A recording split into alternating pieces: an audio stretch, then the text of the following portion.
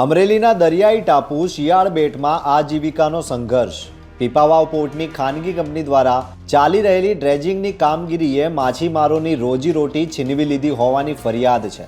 ડ્રેજિંગને કારણે માછીમારોની બોયા કાઢી નખાતા તેમનો ધંધો પડી ભાંગ્યો છે।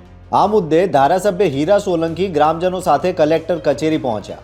તેમનું સ્પષ્ટ કહેવું છે, ઉદ્યોગોનો વિરોધ નથી, પણ નાના માછીમારોની રોજીરોટી પણ ન છીનવાય એ જોવાની સૌની જવાબદારી છે।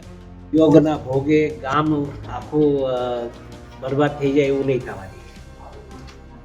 ઉદ્યોગ પણ રહેવો જોઈએ, ગામ પણ રહેવું જોઈએ અને ગામના લોકોને રોજીરોટી પણ મળવી જોઈએ।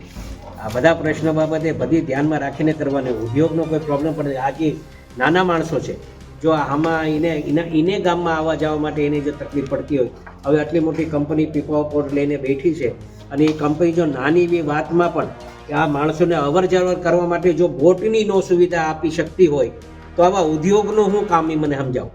શિયાળ બેટના માછીમારોનો સીધો સવાલ છે કે કંપનીનો નફો મોટો કે પછી નાના માછીમારોની રોજીરોટી?